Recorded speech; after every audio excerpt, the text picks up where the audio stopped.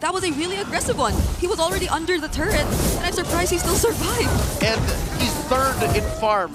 Super Frizz ain't even that close. Super Frizz is like 1,000 gold away, so you understand why Kirk is farming this way, why Kirk is building up this item kit that allows for him to do just that. Again, an Oracle, that casual Fury Hammer. Even 3 more can think twice with how the economy is going for the Phoenix Army. Yeah.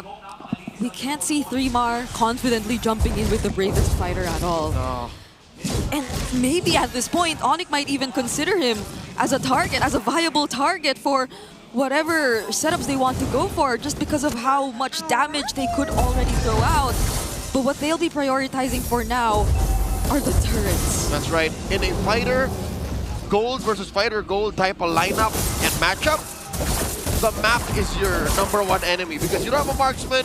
Pushing isn't as easy. Lansky catches an arrow, does not pull the trigger just yet. No Purify, no Brilliance. And look at the 3 damage that ONIC has laid down on him. Oh no! Oh, you just said it.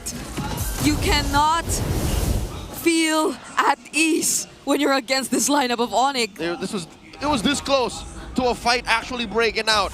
Super Frizz's consistency on the Abyssal Arrow is out of this world. 42% over 11.5 minutes of competition. Yep. This guy's been...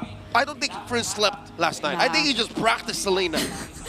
All these skill shots are landing on every single member of TNC. And again, if maybe Chakdu did still have his AOG there, they might have considered fighting back, but it was a no, so they couldn't afford to risk anything. Not when ONIC was that close to their base turrets, to potentially doing a siege that they'll forever regret.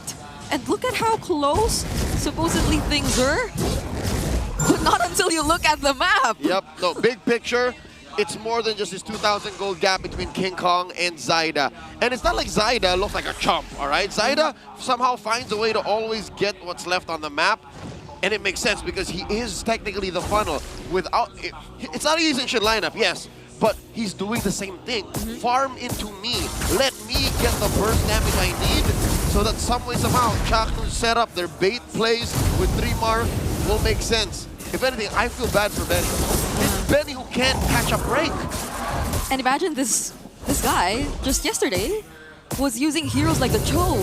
So he could do and find openings all by himself. He could even try and go for pickoffs all by himself, but now it's different. He's an export, and since they're playing from behind, they might need him a bit more for defense.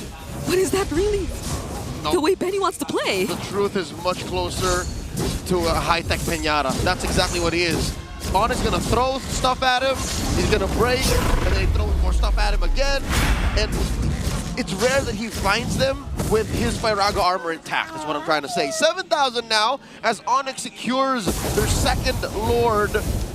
Item game is looking so much worse. TNC are getting depraved, even these small camps. You see here, Super Frizz and Brusco are checking this purple. I think they understand that Zyda needs the purple more than the orange. It's another situation of choking out resources from an assassin jungler. And arguably, maybe that's why we're seeing a lot more less joys come into play, because again, the joy feels as if it needs a bit more time, it needs more farm. Yep.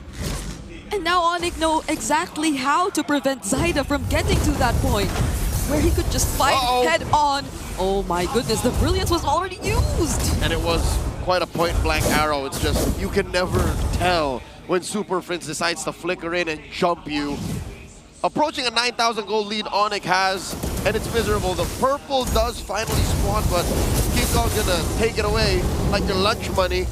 Joy is in this category of junglers like Hayabusa, like needed. Final slash on 3! Now they're looking for action. Zyda trying to go from behind, but the Tsunami Slap was ready to deny him of another trade. They actually get to take down 3mar with that setup by Kirk. And that's 3mar, that's a Lapu-Lapu. Mind you, did not have the time to get the damage reduction, did not have time to get some spell vamp, and that's the last insanity! Oh my goodness, because of the Brilliance, the arrow landed on Benny, and And now Chaknu's next. Zyda trying his best just to clear the ways, but it doesn't stop ONIC from clearing every single base turret left. Mount Shocker by Kingkong threatening a TNC. There's a Tsunami Slam! That's a fleeting time, Kalea, and ONIC will not prolong this game any longer. A 15-minute game that goes over to ONIC. The Super Fam are back with their first win in the playoffs.